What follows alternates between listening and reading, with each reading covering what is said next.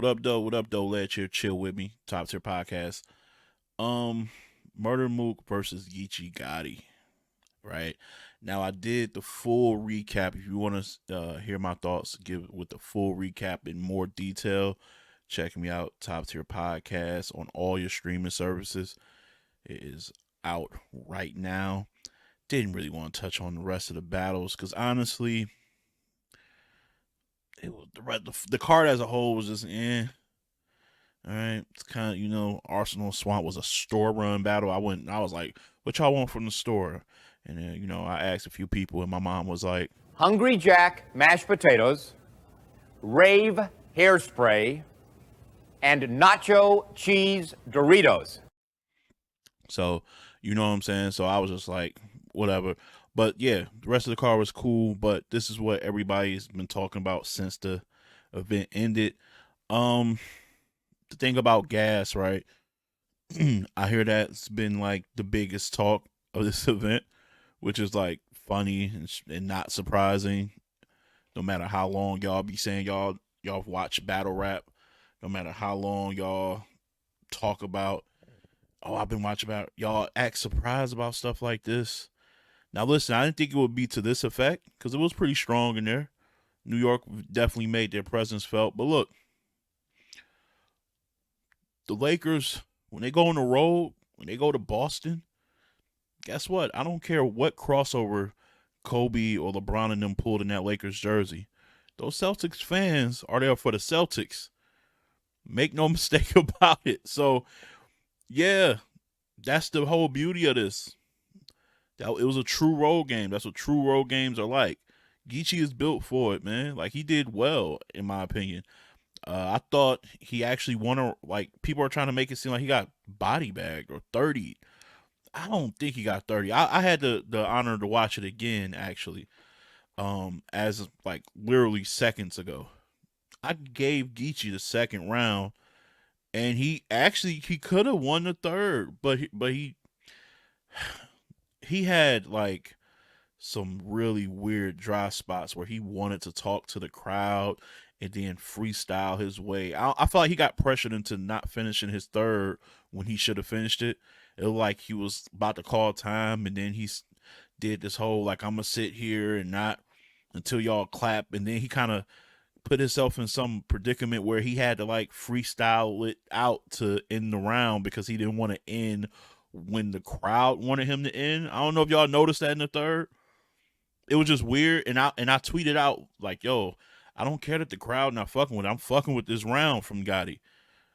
But then he just kind of watered his own material down, and then Mook had to rap, and Mook third was really good to me. And then like the Nunu shots, I don't know what led to that, but they landed. They was fired. I can't hold you. It was fired. So look, Mook got it 2-1 to me.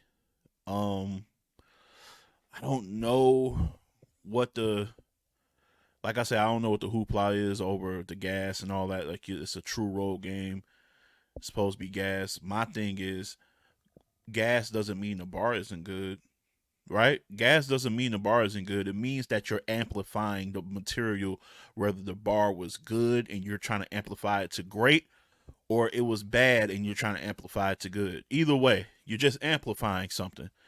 That doesn't mean, that doesn't have no bearing on the material to me. So I thought Mook first was strong, and as much as everybody loved the little dance performance with the pop smoke at the end, I thought the biggest point of that first round is coming out the gates with something to shake the room early, to get him on your side early.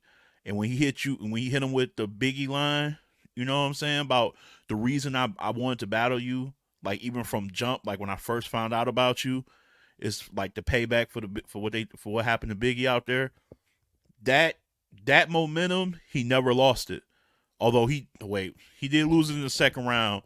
Mook, I know you was just trying to be silly and show like a humor, but that what was that? Something about your nose or something. That bar to open up the second, you got booed and deservedly so. Some Murda Mook knows he boo. I walked to Brooklyn till my feet hurt. Y'all niggas Man, boo. Tomato. I'm throwing tomatoes. It was bad. It was bad. But other than that, I thought you were solid throughout. What's next? I seen somebody was saying, and a lot of people are saying, "Oh, Mook is back. Mook is back." Let's hold off on that. I think this was like the perfect storm. You're battling someone from the West who's been running battle rap for the past 4 to 5 years, I would say. He's been one of those guys.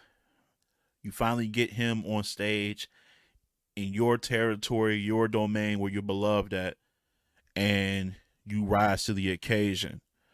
Do I think Mook is now back? I don't know. I'm not here to say yes or no. I just don't want to base it off of one performance because a lot of it was catered to New York. The I'm so New York, I took a train to get here, the Pop Smoke references, the Biggie references. Like, you know what I'm saying? Like, a lot of this stuff was catered around location and, like, poking fun at, him being from the West, the way he talks, the slang he used. He wrote for his environment. So I don't know if he's able to do that. Let me ask y'all this. If Geechi and Mook have a rematch and it's a Gnome in Houston on neutral territory, does any of that go over well there? Like, we don't, I doubt it. So I don't know. I don't know what's next with him. I said if he's smart, his next battle would now be like in a volume so where he can really showcase his pen and execute angles and things like that, kind of like what he did against Tay-Rock.